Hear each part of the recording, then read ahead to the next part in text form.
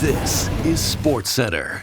Hey, I'm Marissa Roberto, and it's a great day to be alive. It was looking bleak for the Jays, though, yesterday in LA, until a late power surge from Vladdy & Co. and a gutsy save from an unheralded reliever helped snatch a victory from the jaws of defeat and avoid that nasty sweep. Rookie Mason Fluharty had to clean up Jeff Hoffman's mess by retiring the always dangerous Shohei Ohtani and Mookie Betts with the bases juiced for his first career save, while Hoffman became the first pitcher in recorded history to surrender 5+ walks in less than an inning of work and still get credited with a win. It was a massive reality check for Toronto against the defending champs this weekend, after an historic offensive performance against the worst team in baseball at Coors Field. But salvaging a game was massive for the Jays, as every other team in the AL East lost on Sunday, meaning Toronto has restored their 4-game lead atop the division with a much-needed day off today, before they open up a 3-game set against the Cubbies at the Dome on Tuesday. The win also sees Toronto remain percentage points ahead of the Dodgers in the overall MLB standings, and a full game up on the Tigers in the American League, as they look to secure home field advantage in October. Meanwhile, one of their arch rivals continues to spiral out of control.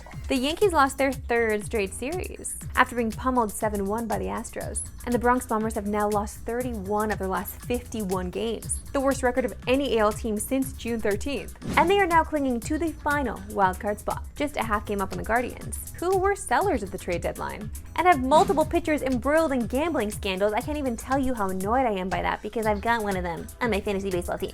You know who I'm talking about, their star closer, Emmanuel Clase. Like, I'm sorry, how dumb is that? Like, why would you be gambling on baseball? Like, I'm so annoyed, okay?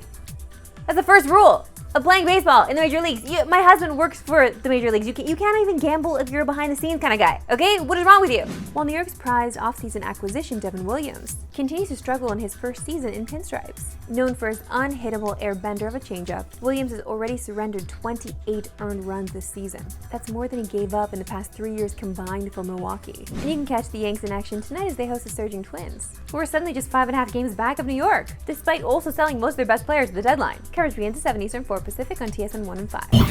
The NFL preseason is in full swing, with every team having now played at least one game. So today we're going to give you a rundown of everything that happened in the first full week of preseason football. First, we have to talk about the performance of Shedeur Sanders, who showed some serious flash against the Panthers in his debut. Yeah, it's the preseason, but just look at some of these throws, especially his first touchdown pass. That just doesn't look like a typical 5th-round QB. His performance even caught the attention of Cleveland legend LeBron James. And if he's already got the King's approval, maybe this is the start of something magical for Browns football. It wasn't just strong debut performances, we also had records being broken, as Jaguars kicker Cam Little set the unofficial record for longest field goal with a 70-yard bomb to close out the half. Now watch this drive.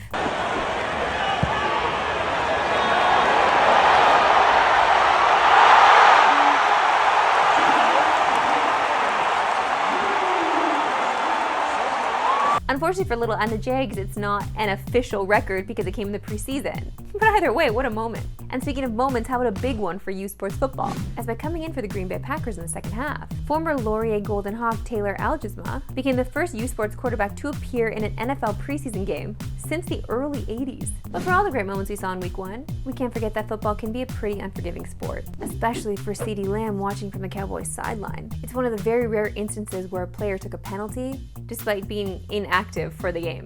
And that'll certainly be a moment that Lamb remembers, well, that all of us will remember for a long time. It's crazy to think that all these moments came from just 1 week of preseason football. And week 2 of the preseason gets underway on Friday, when you can catch the Chiefs and Seahawks at 10 Eastern, 7 Pacific on TSN 2.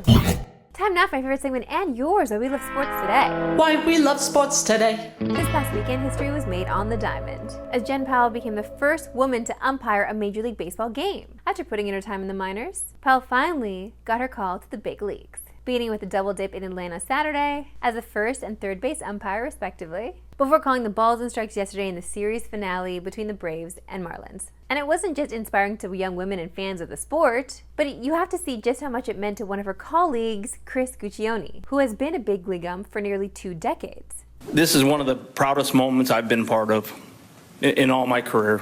I mean, I've been blessed with working playoffs. I've worked 2 World Series, All-Star games, and this one is right up there with it. And, you know, my family coming out and watching and all that. But this is up there. Like, it gives me chills just like even thinking about it. And the magnitude, I was just sitting here going, like, it just kind of just hit me just now, like the magnitude of this whole thing and how hard she's worked. And I have a daughter, and she was so excited to meet Jen, and you know, this is just a great role model and for girls and women out there, and I am so proud of her. And when Rich Rieker told me a couple weeks ago, I could not wait for this day. It was like just dragging. So this is a special moment. I'm so proud of her. She does an incredible job. She's an incredible person and likes to have fun, works hard. So this it's huge. Yeah. Thank you. Yeah, you're awesome. It's very important that women support women, of course, but in these moments, in very male-dominated fields, the amount of weight that a man's opinion carries still is extremely valuable. So, Kujin, thanks for the love. That meant a lot. We have some pretty big news out of Florida, as according to ESPN, Panthers star Matthew Tkachuk could be missing some time early next season. And for a team that seemed to have had everything going right this summer, talk about a major fork in the road. In all fairness to the Panthers, they already got a taste of what playing without their star is like at the end of last year, as he missed 30 total games nearing the end of the season. But if you look at how Florida did in those games, that is where it gets a bit concerning. Because sure, a winning record isn't bad, but that pace played out through a full season would only lead to 92 points. Which would have put them just narrowly ahead of the second wildcard Habs last year.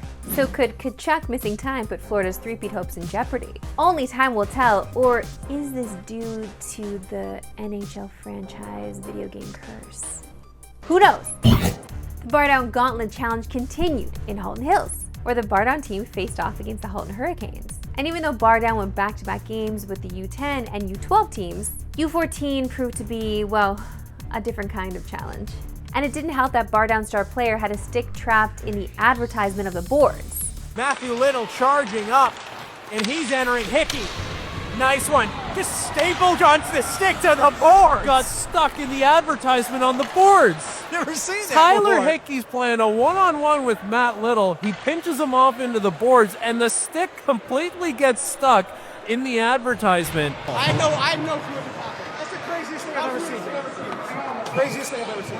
I mean, have you ever even seen something like this in a game before? To see if Bardown's winning streak continues, be sure to click the link here if you're on Instagram, or the link below anywhere else. That's it for me today. We'll see you right back here tomorrow, 3 Eastern, no Pacific.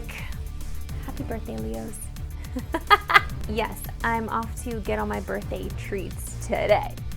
See you tomorrow.